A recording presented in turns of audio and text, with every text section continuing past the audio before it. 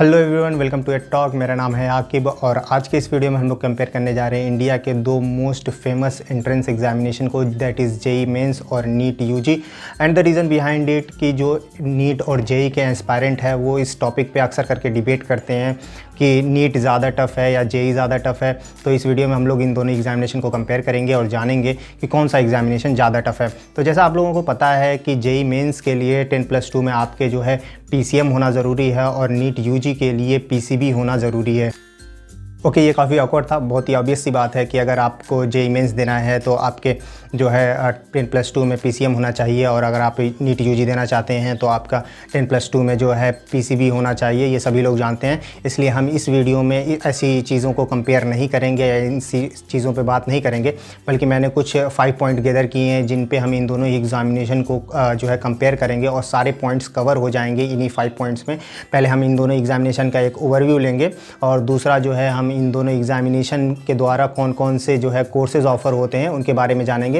Third जो है in examination के द्वारा कौन कौन से कॉलेजेस में एडमिशन होता है, क्योंकि डिफरेंट कॉलेजेस में एडमिशन होता है तो उनके बारे में भी जानेंगे। और फोर्थ जो सबसे इंपॉर्टेंट पार्ट होगा इस वीडियो का वो होगा एग्ज़ाम और पेपर पैटर्न, जिस पे सबसे ज़्यादा एस्पायरेंट डिबेट करते हैं और झगड़ते हैं कि जेई ज़्यादा टफ़ है, नीट ज़्यादा टफ़ है, तो ये ज़्यादा हम लोग कवर करेंगे। और पाँचवा पॉइंट जो होगा वो हमारा होगा कि कुछ इंटरेस्टिंग डेटा प्रीवियस एग्जामिनेशन से रिलेटेड और सिलेक्शन परसेंटाइल से रिलेटेड मैं आपको बताऊंगा। एंड इन द लास्ट हम लोग जो है जानेंगे कि कौन सा एग्जामिनेशन ज़्यादा टफ है।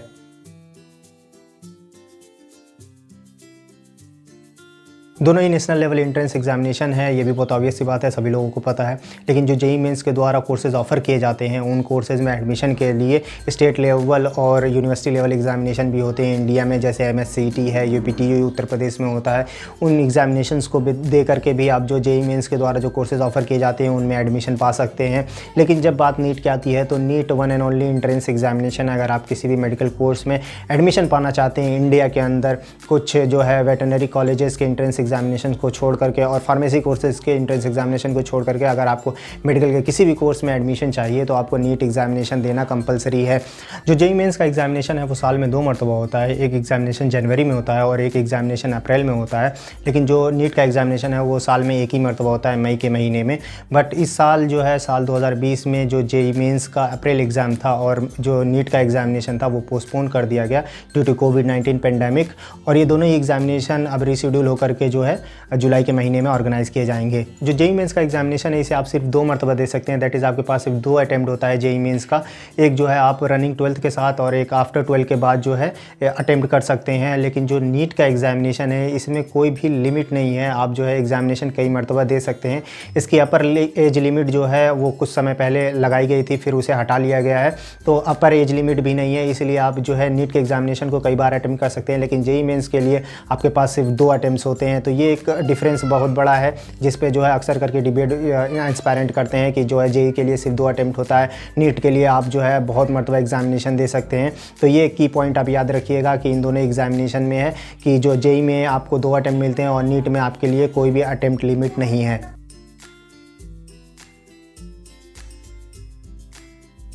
जो जेई मेंस एंट्रेंस एग्जामिनेशन है ये टोटल 4 कोर्सेज में एडमिशन के लिए ऑर्गेनाइज़ किया जाता है, या कहें कि 3 कोर्सेज में एडमिशन के लिए ऑर्गेनाइज़ किया जाता है, क्योंकि कुछ लोग बीई और बीटेक को जो है सिमिलर मानते हैं।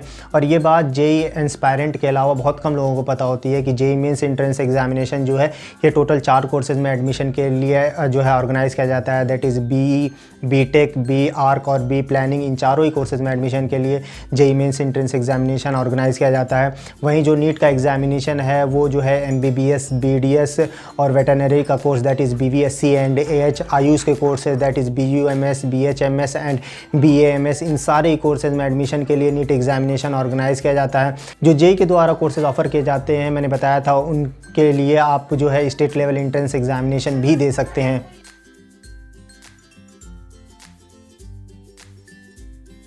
अब बात करते हैं इन दोनों ही एंट्रेंस एग्जामिनेशन के द्वारा जो भी कोर्स ऑफर किए जाते हैं उन कोर्सेज़ को करने के लिए कौन से कॉलेजेस में एडमिशन होता है। तो बात करें जेई मेंस की, तो जेई मेंस के द्वारा डायरेक्टली आईआईटीज़ में तो एडमिशन नहीं होता, बट उसके लिए आपको जो है जेई एडवांस क्रैक करना पड़ता है। बट जेई एडवांस देने के लिए आपको जेई मेंस क्वालिफाई करना बहुत ज़्यादा ज़रूरी है। मीन्स अगर आप जेई मेंस नहीं देते हैं तो आप जेई एडवांस दे ही नहीं सकते, मीन्स आप आईआईटी नहीं जा सकते। तो इनडायरेक्टली आप कह सकते हैं कि जेई मेंस बहुत ही ज़्यादा इंपॉर्टेंट है अगर आप जाना चाहते हैं आईआईटी में। इसके अलावा जो है जेई मेंस डायरेक्टली एडमिशन देता है NITs, national institute of technology, तो 33 हैं टोटल इंडिया में। इसके अलावा जो है Indian institute of information and technologies, जो 19+5 कॉलेजेस हैं ट्रिपल आईटीज़ के, इनमें भी एडमिशन जेई मेंस के द्वारा ही होता है। इसके अलावा सेंट्रली फंडेड जो इंस्टीट्यूट ऑफ टेक्नोलॉजीज़ हैं उनमें भी एडमिशन जो होता है वो जेई मेंस के द्वारा ही होता है। तो जेई मेंस के द्वारा एनआईटीज़, ट्रिपल आईटीज़ और सीएफटीआईज़ में एडमिशन होता है। बात करें नीट एग्जामिनेशन की, तो नीट एग्जामिनेशन के द्वारा जो भी कोर्सेज ऑफर किए जाते हैं उनमें एडमिशन के लिए आप ऑल ओवर इंडिया किसी भी मेडिकल कॉलेज में, गवर्नमेंटेड या प्राइवेट कॉलेजेस में एडमिशन ले सकते हैं। पहले क्या होता था, नीट एग्जामिनेशन में जो all India institute of medical science जो 13 है टोटल इस समय इंडिया में, और इसके अलावा जो जिपमर के 2 कॉलेजेस हैं वो इंक्लूड नीट में नहीं किए जाते थे। बट साल 2020 से जो है 13 एम्स हैं टोटल, और जो जिपमर के 2 कॉलेजेस हैं इन्हें भी इंक्लूड कर लिया गया है नीट के अंदर। मीन्स अब आपको अगर मेडिकल के किसी भी कोर्सेज में एडमिशन चाहिए तो आपको नीट एग्जामिनेशन देना कंपलसरी है। अगर आप एम्स जाना चाहते हैं, अगर आप जिपमर जाना चाहते हैं तो भी आपको नीट देना कंपलसरी है। अगर आप नीट नहीं देते हैं तो मेडिकल कोर्सेज को भूल जाइए।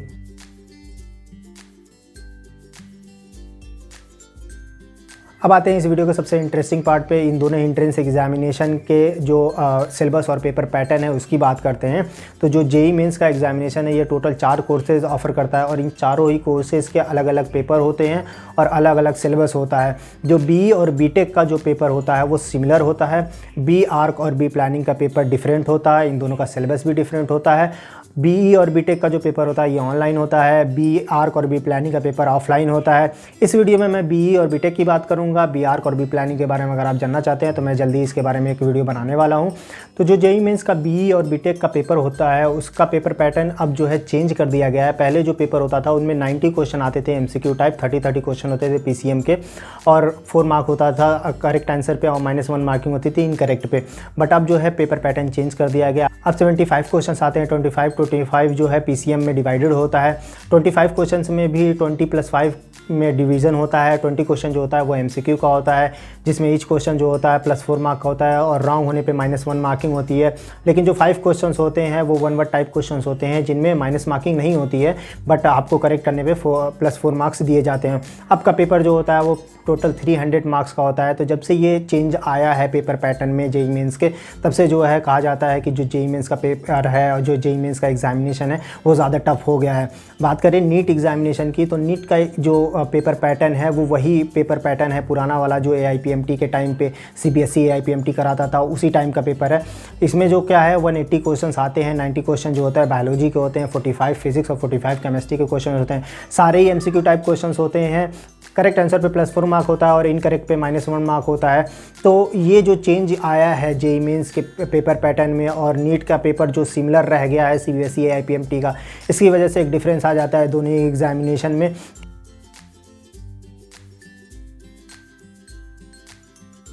अब बात करते हैं इन दोनों ही एंट्रेंस एग्जामिनेशन से रिलेटेड कुछ इंटरेस्टिंग डेटा के बारे में, जिसके बारे में शायद ही आपको पता होगा और आप इस डेटा को जानने के बाद ज़रूर सरप्राइज़ हो जाएंगे। 2014 में जेई मेंस के लिए 13.5 लाख स्टूडेंट ने अप्लाई किया था, जो कि अब तक की सबसे बड़ी संख्या है जेई मेंस के लिए। इससे ज़्यादा कभी की स्टूडेंट्स ने अप्लाई नहीं किया था जेई मेंस में। तो 2014 में 13.5 लाख स्टूडेंट ने अप्लाई किया था। बात करें 2020 की, तो 2020 में 9 लाख स्टूडेंट ने अप्लाई किया है जेई मेंस। अप्रैल के लिए 9 लाख स्टूडेंट ने अप्लाई किया था जो है एग्जामिनेशन देने के लिए। बात करें नीट एग्जामिनेशन की, तो नीट एग्जामिनेशन में नंबर ऑफ़ कैंडिडेट अप्लाई का जो डेटा है वो हर साल बढ़ता जा रहा है। इस ईयर 2020 में 15.93 लाख स्टूडेंट ने नीट एग्जामिनेशन के लिए अप्लाई किया है, जो कि सबसे बड़ी संख्या है अब तक नीट एग्जामिनेशन के लिए। अब बात करते हैं एक और बहुत ही इंटरेस्टिंग डेटा के बारे में, जिसके बारे में स्टूडेंट बहुत ही ज़्यादा गूगल करता है। इवन मैंने भी बहुत पहले जो है गूगल किया था कि जो है टोटल आईआईटी सीट्स कितनी है इंडिया में, मतलब जितने भी आईआईटी कॉलेजेस हैं उनकी कंबाइंड सीट्स जो हैं सारे कोर्सेज़ की मिलाकर के कितनी सीट्स अवेलेबल हैं, तो 11,200 से भी ज़्यादा सीट्स अवेलेबल हैं टोटल इंडिया में आईआईटीज़ में। इतनी सीटें हैं और नंबर ऑफ़ कैंडिडेट्स जो होते हैं वो बहुत ज़्यादा होते हैं। तो एक और सवाल आता है कि मतलब क्या परसेंटेज होता है एक्सेप्टेंस का आईआईटीज़ में, तो 0.01%, जी हाँ 0.01% चांस होता है एक कैंडिडेट का कि वो आईआईटी जा सकता है। ये डेटा जो है बहुत ही इंटरेस्टिंग है, जो बहुत कम लोगों को पता होता है। वहीं बात कर रहे हैं नीट एग्ज़ामिनेशन की, तो इंडिया में जो है टोटल 542 कॉलेजेस हैं जो एमबीबीएस जो कोर्स है वो ऑफ़र करते हैं, प्राइवेट एंड गवर्नमेंट कंबाइंड, और इनमें टोटल 79,500 सीट्स अवेलेबल हैं एमबीबीएस की, जिसमें ज़्यादातर बच्चे जो है गवर्नमेंट कॉलेज प्रीफर करते हैं, प्राइवेट कॉलेजेस में बहुत कम बच्चे एडमिशन लेते हैं। तो इसमें जो है मेडिकल कॉलेज में अगर एमबीबीएस सीट आप चाहते हैं इंडिया में, तो आपके चांसेस क्या हैं, 0.05%, जी हाँ 0.05% चांसेस हैं कि आप एमबीबीएस की सीट पाएँ इंडिया में। ये डेटा जो है वो 2020 के बेसिस पे निकाला गया है। वहीं बात करें कि टोटल एनआईटीज़ में सीट कितनी है इन सभी कोर्सेज़ में, तो 21,133 सीट्स अवेलेबल हैं टोटल ऑल ओवर इंडिया सारे एनआईटीज़ के कोर्सेज़ को मिला करके। ये मैं अंडर ग्रेजुएट की बात बता रहा हूँ। और इसमें एक्सेप्टेंस के चांसेस भी जान लीजिए, 0.02% चांसेस हैं कि आप एनआईटी में एडमिशन पा सकते हैं। और बात करें एम्स की, तो 2020 के डेटा के अनुसार जो टोटल एम्स हैं उनमें कंबाइन एमबीबीएस की सीट है 1205, और 1205 जो सीट्स हैं अगर उस पर एडमिशन की प्रोबेबिलिटी देखें कि स्टूडेंट की, तो 0.0008% जो है चांस है एक स्टूडेंट का कि वो एम्स में एडमिशन पा सकता है। तो दोस्तों ये थे कुछ इंटरेस्टिंग डेटा इन दोनों ही एग्जामिनेशन से रिलेटेड जिनके बारे में शायद आपको नहीं पता होगा।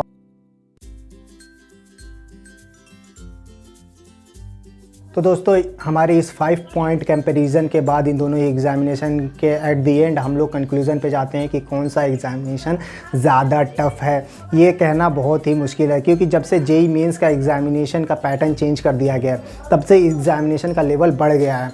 और जो नीट का एग्जामिनेशन है उसमें क्या है कि नीट के अलावा आपके पास कोई ऑप्शन ही नहीं है, मतलब कोई ऑप्शन ही नहीं है मेडिकल कॉलेज कोर्सेज़ में एडमिशन लेने का, तो इसलिए वो ज़्यादा टफ़ है। और यहाँ पर इसका पैटर्न चेंज कर दिया गया और प्लस 2 ही अटैम्प्ट हैं, तो ये भी टफ़ है।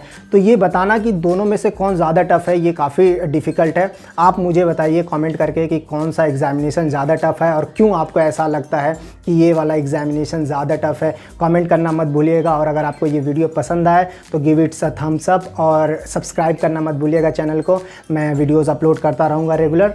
Thank you for watching.